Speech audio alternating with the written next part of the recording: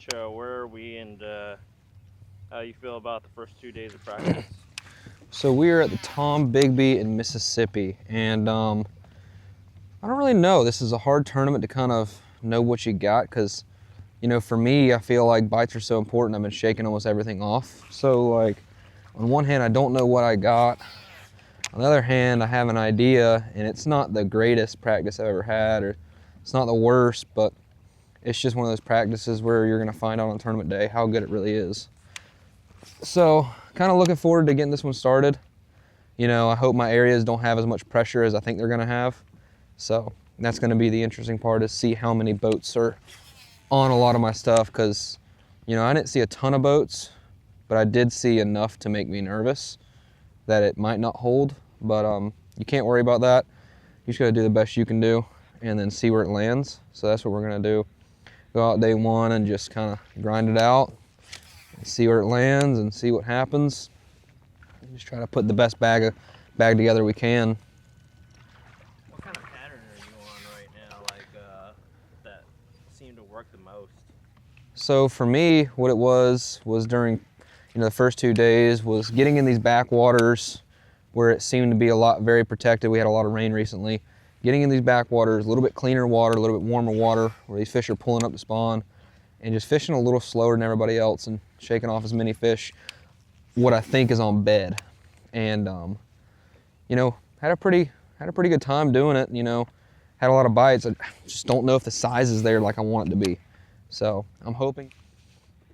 Clean water? Or no?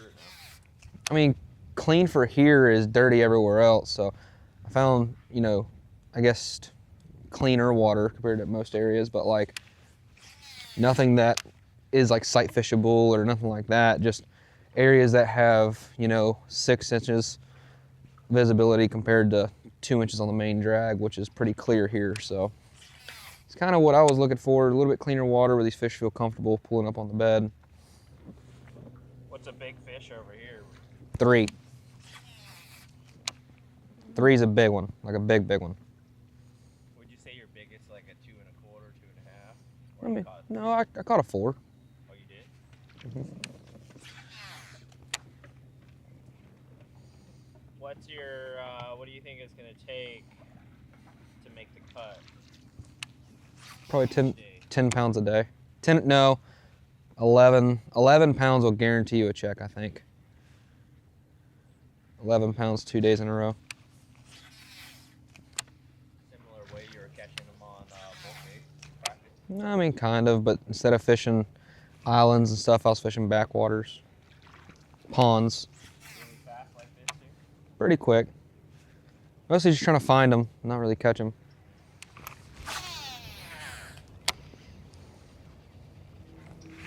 What is all that stuff?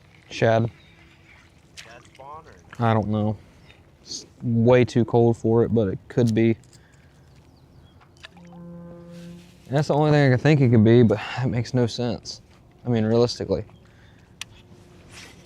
This Tombigbee Waterway, you have multiple different pools, multiple different, you know, structure types, but it seems like this pool is mostly a lot of water willow, or whatever people call the grass around here, but a lot of just like emergent vegetation that grows around islands, pockets, main drag, anywhere in this big gravel pit area. The area that I'm in right now is basically a blocked off part of the river that kind of makes its own little lake, so it's like fishing its own little miniature reservoir, it feels like. And you kind of have a mix of different potential places to catch fish. You got cypress trees, you got riprap banks, you have grass, you have a lot of different structure types, and you know, majority of it's going to be less than 5 foot. All your fishing here is going to be less than 5 foot deep. Most of it's going to be less than 2 foot deep. And that just seems to be where these fish want to be this time of year, wanting to pull up and spawn in this dirtier water. To get sunlight to their eggs, they're going to have to be a little bit shallower than most places when it comes to the spawn. So.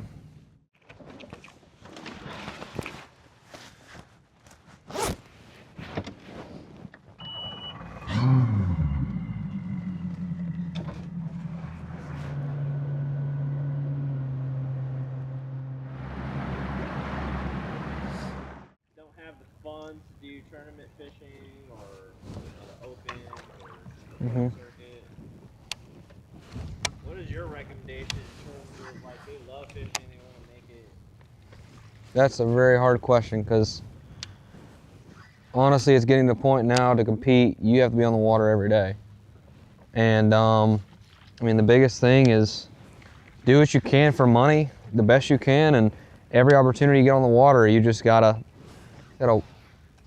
outthink, outwork every single person around you and do the best with the time you got, because there are people out there spending every day on the water, and you know, you're only gonna get, let's say you have a job or you only get 2 days, you gotta make those 2 days equal to their 7 days, you know?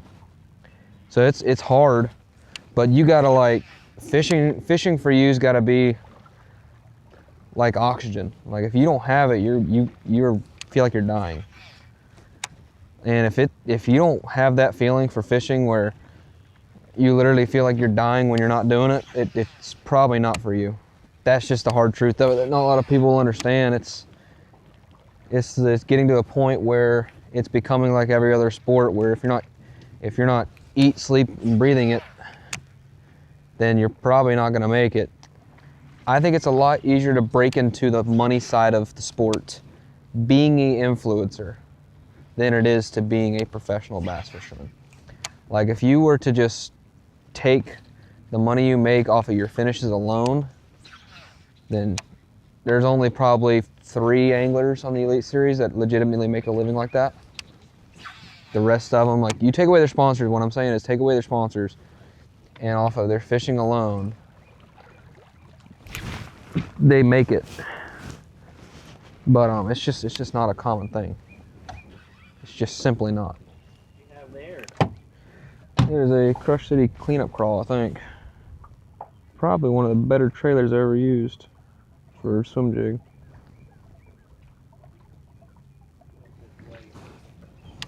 You think it would be a huge factor?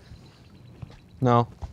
I mean, I think you can find a population of fish that is scopeable and do well, and have it yourself, and I find that as a very appealing thing to try to find. But I don't think it would be a majority player in a lot of the top finishes, no. I think you'll have one person in the top 10 live scoping, and then you could do very well in the tournament live scoping, having a good finish. But I don't think it's gonna be a key player in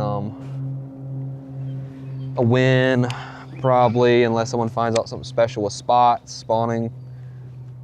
But like, I don't think it would be a huge major player. I think you can get into a little area or a pond and scope some off stumps spawning out in the middle to where you'd be fishing the bank on structure you can't see. But I don't. Would you say you're sure?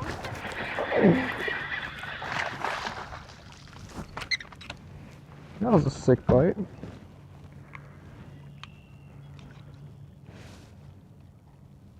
Stuck pretty good too. Not a bad one. I'd definitely take him. I was going to ask you earlier. Little jackpot jig. When do you start hitting waypoints? What do you mean? Like you just caught that one. Are you gonna make a waypoint on this one, or No. when do you decide? When I get a feeling that there's a population, not just a random fish. Yeah. When I feel like it's a pattern or something replicable, or that it's a place that I can come back and catch multiple. How many bites would you say will give you the confidence to lay down a waypoint? Like, hey, Depends. stop that, I'm gonna do. There's no number. I mean, if I pull up if I'm going down just a straight bank and I get one bite down it, not putting a waypoint, but if I pull up to a point and get one bite off of it, I'm putting a waypoint. You know, if it's a high percentage area and I get bit, I'm marking it. But if it's not a high percentage area and I only get one bite, I'm not marking it. Throwing the Outcast Tackle Jackpot Jig. It's my signature series swim jig. In my opinion, it's probably the best swim jig there is on the market for sure. Especially for like braided line. You know, it's got a PFE coated hook, and it's probably the most, it's not like a lot of your swim jig hooks where it's like this giant beefy gaff where it's kind of dull, but you know, you're swinging hard enough with braid, you get them. This one's like just a strong, pretty thin wire comparative to those. Still a very thick wire. It's an absolute meat hook and super sharp. I mean, I could throw this braid, this swim jig on fluorocarbon or braid. I've never straightened the hook out, and I've also never missed them on fluorocarbon. So you got plenty of hook for braid, and then also sharp enough for fluorocarbon. And it's the only swim jig on the market like that for me. There's two. Oh yeah, it's two. Well. Two, but still getting pretty good engagement. And he's over 1K already. I think 1.3. Yeah.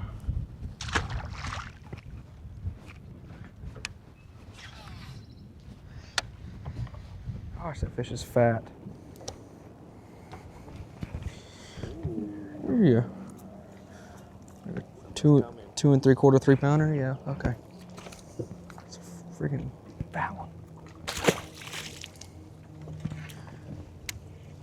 Just fishing down a little cypress tree bank. He's sitting right where he should have been too, on a little grass patch. Yeah. To catch a limit at least. Grass, you know, like they're spawning. I didn't get any.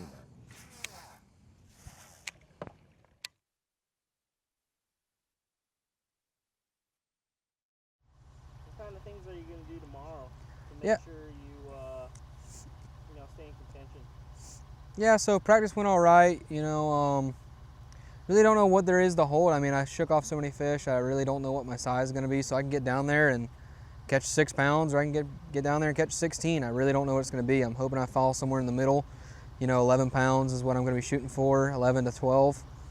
And just grind as hard as I can all day. You know, we got a late boat draw, so we're going to be fishing behind a lot of people. So it's going to be really hard to fish behind that many boats.